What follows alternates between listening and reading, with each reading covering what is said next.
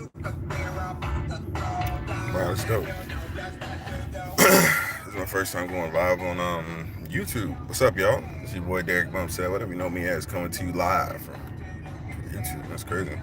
Um, Here's the deal, right? Dr. Sebi, unfortunately, I'm sorry, Nipsey Hussle rather. So, of course, we all know he passed away in some tragic turn of events. Did a video, I think it was yesterday, the night before, talking about it. Been talking about it actually ever since, man. With my circle of friends, it's been something that's really hit. I said before, I was talking specifically about the black community, but after reading the comments talking about it, I didn't realize how much influence he had just on a national level, globally even, with some white folks, Latinos and everything. It just goes to show how powerful, this information is, how we can reach people. Excuse me, y'all. I just took my kids to school. I woke up late. I'm finna get my hair twisted and all that jazz done. Got some business meetings to go on too today. And get myself all Dougie fresh. But um, I'm just, I was listening to the Breakfast Club this morning. They were, talking about, I think Charlamagne the guy was like, bro, this ain't a conspiracy. Y'all are crazy for even thinking of something like that. A conspiracy, really? Like they're gonna go out here and murder him, bro. Let's not forget the country that we're staying in. Unfortunately, we live in a world where, we live in a country where, the vast majority of, people that look like me who've, pushed for change and, educational awareness in regards to, the struggle, right? And just, certain truths that we should all know about. Let's take Marcus Garvey. Let's take Martin Luther King, Malcolm X, Stokely Carmichael, Bobby Seale, Huey P. Newton, all these great leaders, right? Every time that they, got some traction or were going, trying to go a certain place and, push for reform and justice and really getting some movement, none of these back alley, movements, something real and legit where they have some momentum, people are watching and following. That's unfortunate when they meet their demise, and I'm not stupid enough to think that it's not in the realm of possibility that unfortunately, brother Nipsey Hussle could have been taken away from us by the government. I don't put it past them. You know what I'm saying? One of the main reasons being is that hell, we got to look too long ago. The United States government was found to be guilty in a civil court of law to have assassinated Dr. Martin Luther King Jr. This is public record. This isn't conjecture. This isn't guesswork. This is incontrovertible truth. So, a gentleman who is, putting a documentary out there which would drastically disrupt, big pharma, right? A, multi-billion-dollar industry.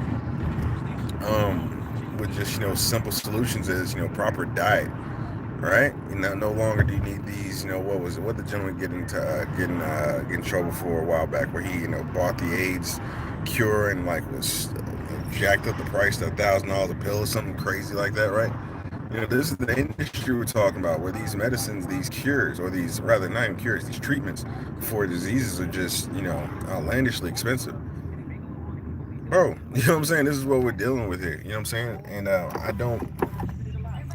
it's just not, whether I truly believe it was a government conspiracy, I have my suspicions. But that's the crazy part about all this, like in this case right here, as far as now, there's no proof whether it is or isn't. But if they're doing it the right way, there shouldn't be any proof one way or another. I say this again from the black perspective. In the black community, we've always felt that consistently, what I'm saying, every time something happens, every time we get some traction, there's something that happens.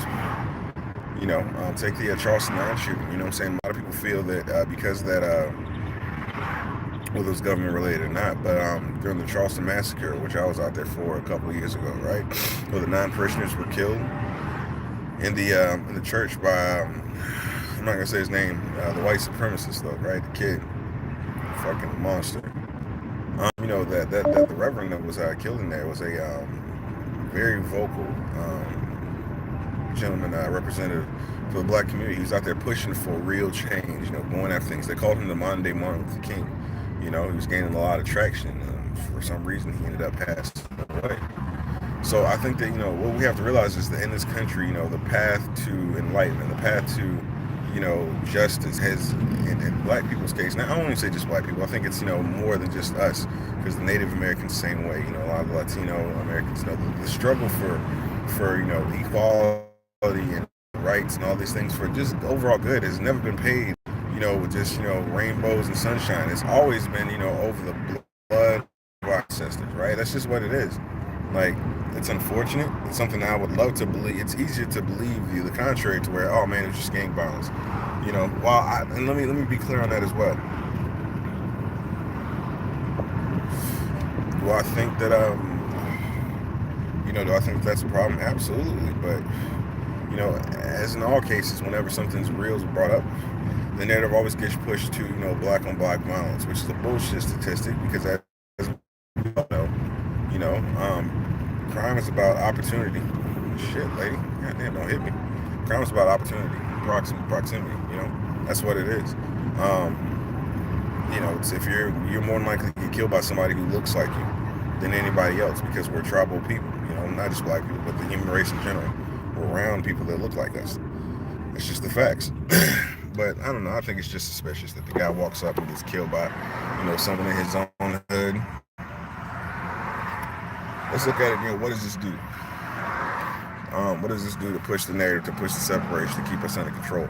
You take out a guy who's positive, who is, who's a Grammy-nominated rapper who's really gaining some steam. Just pushed out his first, album, if I'm not mistaken, right? Again, I didn't follow his musical career too much. I prefer his business side of things, but a guy who's really gaining stream, is mainstream, who is everywhere, is actively talking about these conspiracies and, how the government works and how, this system in which we live in is just, set up for failure, right? And he himself, even said that, bro, if they kill me for this shit, and I quote, y'all better ride for me, right? I don't know. It's just too many coincidences. It separates us further because now, even me, right? Like, I'm not the most successful person in the world, but I'm getting there. I'm building a better life for myself and my family, and it makes me concerned, like, why do I to her trying to do something?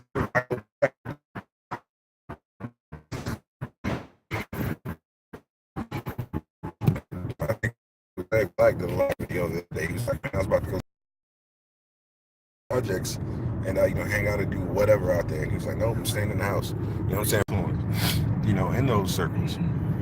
With what I'm saying, let me know in the comments. Let's have a real discussion. I think that this is worth that at the very least.